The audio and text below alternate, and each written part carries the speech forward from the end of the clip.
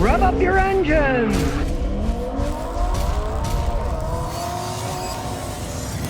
Alright, today I'm going to talk about the little sports car, a 2022 Subaru BRZ that a guy bought a few months ago, and we'll see how it's held up, show you the features. You can decide, do you want to get one? Maybe you're thinking about getting one. Maybe you're thinking about a Toyota 86 instead. Well, I'll tell you everything. They're beautiful little sports cars, and they're classic roadsters. They have an engine in the front, and they're rear wheel drive. And the owner of this car is a Toyota fan. He was going to buy a Toyota, but he couldn't get one and the prices were higher. He bought the BRZ instead. Realized one thing. The difference between the Subaru and the Toyota is the emblem and the front fender is a little bit different on the Toyota. Realize one thing. Both the Subaru and the Toyota are made by Subaru. This one says Subaru.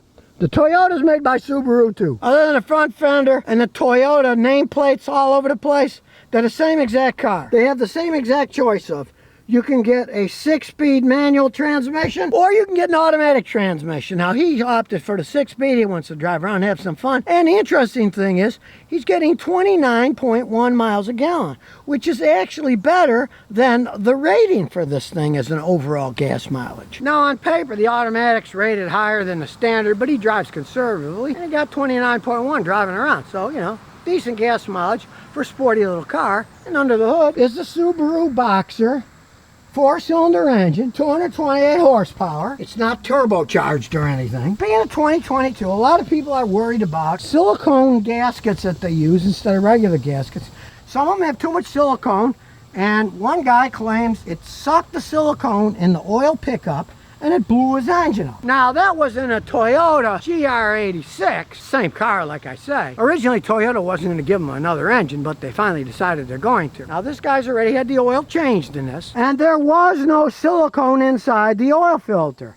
Now I've had another customer, when he changed his oil, which happened to be a Toyota, he said he had a bunch of silicone in the oil filter. But realize this, the oil filter filters the oil. So I'm assuming that filter caught all the silicone. Now, just myself, if I would have found silicone in the oil filter, this one didn't, but on the Toyota it did. I'd have to say if it was my car, I would pull the oil pan just to make sure that the oil screen that feeds the oil pump didn't have silicone starting to block it. I would personally do that. I wouldn't want to chance it. Now, if you don't see any in the filter, there's none going anywhere else. And also realize the guy that blew the engine in a Toyota, I believe he was racing around on a track somewhere, right? So he's probably going real fast, and if it plugged up and the oil pressure stopped, boom goes the engine. A normal driver, you're just driving around. If the oil feed did get blocked up, your oil light would come on. You'd hear the engine maybe make a little clang noise, but you'd see the oil light, meaning the oil pressure was too low, and you'd shut it off. And knowing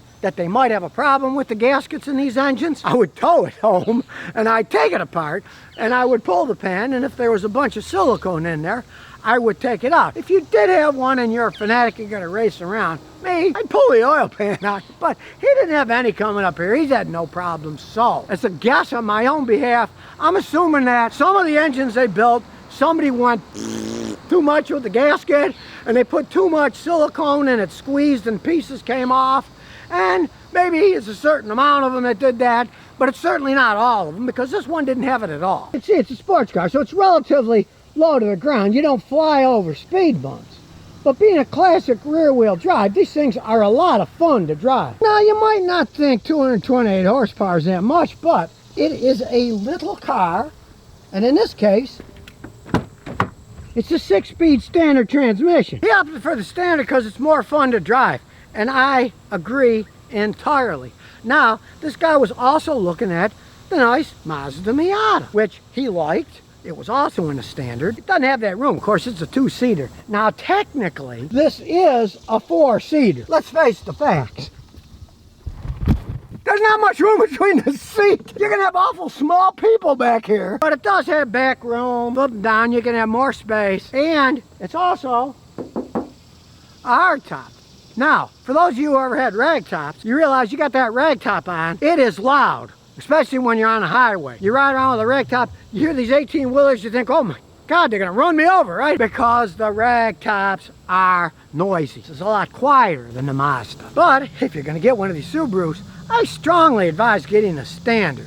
They're automatics, you lose a reasonable amount of power.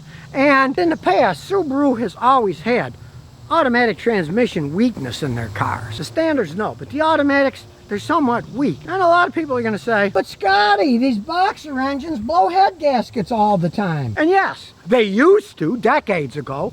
They didn't get the materials right, and the head and the block would expand and contract a little differently, and head gaskets kept blowing.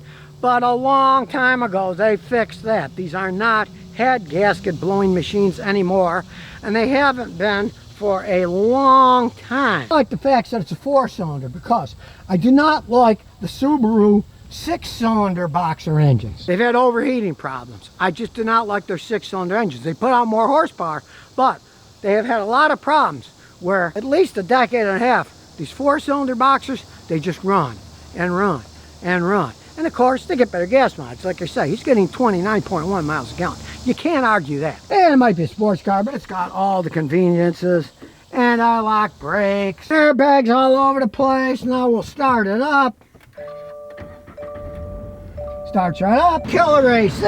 And it's got a nice sports car dash. It has the miles per hour in the middle, and it's got the tachometer. So you got the tach with your real driver with the standard ones, but the speed is right there in the middle, so you can't miss it. You can also do track.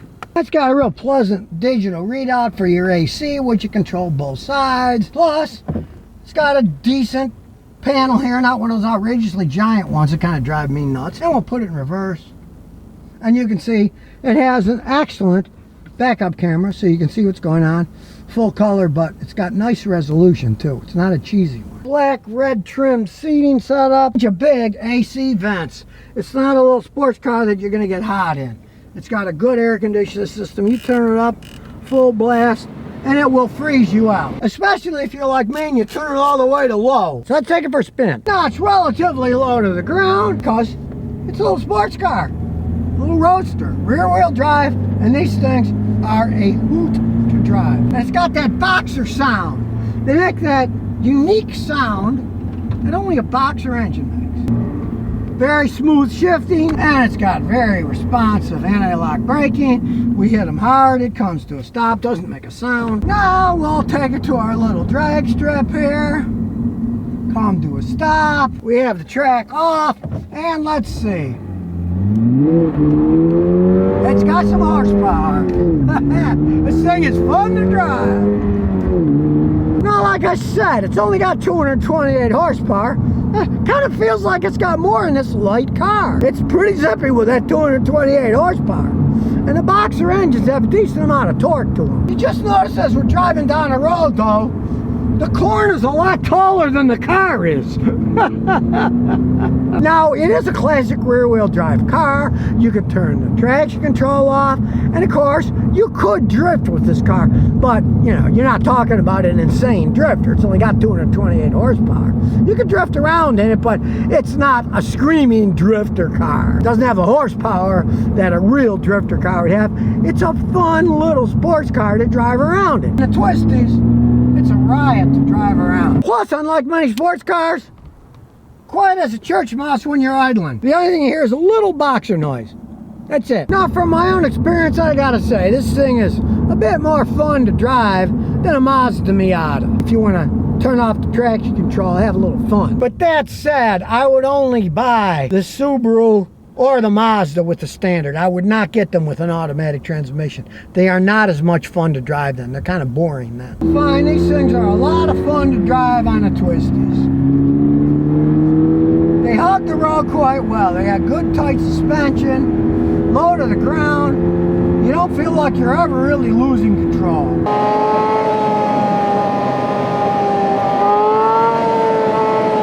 You really don't have to slow down in the curves. You can speed up if you want. You can take it because look, I'm driving around like a maniac and the average mile per gallon really hasn't changed that much. Some cars it would have dramatically dropped. But hey, this little engine's made to take it. Gliding downhill and it's getting 127 miles a gallon. Whoa, look at that. I guess if you only drove downhill, you'd get phenomenal gas mileage. Just take my advice. If you do want to buy one, buy the Subaru. Don't pay extra for the Toyota. It's the same car. And really, they're a lot more fun, with the standard transmission. I've driven them with automatics and they're okay, but they don't make you smile like this thing does. So now you know the truth about them, so you can make a wise decision yourself. And if you're like me and you're a cheapskate, wait a few years when the used ones come out on the market and buy it from an old guy who didn't beat the heck out of them. So if you never want to miss another one of my new car repair videos, remember to ring that bell.